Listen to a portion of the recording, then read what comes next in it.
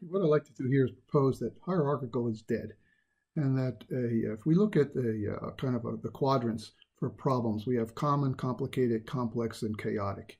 And if we fixate on the common and complicated, we'll see that best is the goal, best practice and best practice within context. So we're looking to do what is best. And hierarchical concepts worked very well when we were going after what is best.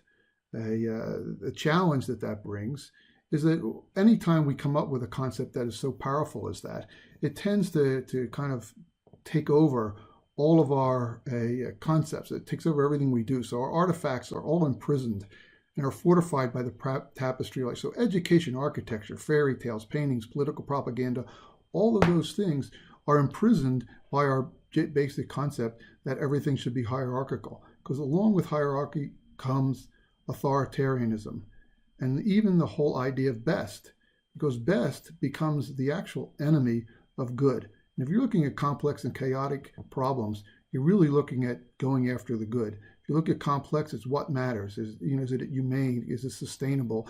What is the cost? Is it useful? And you want to take some of those criteria and you have to balance them. And often you're balancing them even against themselves. They're different percentages or whatever of themselves. So it's an ever-changing priority list.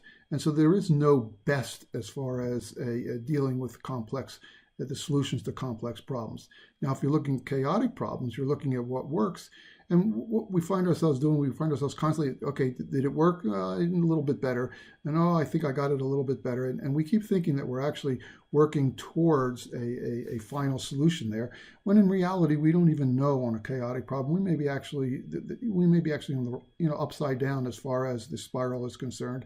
Or in some cases, the spiral may not actually have any different thickness, and we may be in the same spot all the time. So we have to constantly look at what works. And so it's just a good solution. So our focus becomes utility for us, not some concept of truth or best. So give me an example here. Let's take the idea of if there rights, right? The Pandora box of rights, and freedom from slavery is a right. And that, no matter if you have religion or violence you're using in order to try and suppress a right, you're going to find out that once the right has actually been released into the worldview, it already exists in substantive models. So it already exists in people's minds, and there is no way that you're going to be able to change that. It's out there. All right. And what we're finding out is that right now, what's out in the world is this idea of relational models. And relational models actually are not hierarchical. They are almost the opposite of hierarchical models, and certainly very different. So along with the death of the relational model, it also means the death of authoritarianism, because now we're looking at, the death of hierarchical. We're now looking at relational, and what works are now the future. Now, if we take that general concept and we add to it some of the ideas of what's going on with regards to the speed of change today, and we look at the fact that what we hear is that the speed of change is that we are on the kind of a very quick curve, and we're on the elbow of that. And so we're going to see from research that's being done with terms of artificial engineering and other such things, we're going to see that we're really looking at some speed of change that is very radical.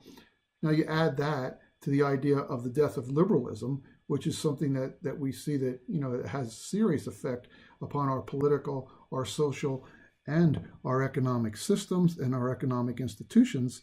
Okay, they're all challenged by science. Just like science challenged religion in the old days, it is now challenging the concept of liberalism. So when you put all this together, what we're really saying is that there's a huge change that's occurring to the worldview. And that change is affecting the substantive models, which is how we think the world should work, which really then gets into the philosophy layer, and we're going to find all kinds of new philosophies. And this procedural model of how the world really does work. And we're seeing that we're actually learning new things about how they work, which then substantially affects our institutional layer and all of our institutions. So we're looking at some really radical change in the future.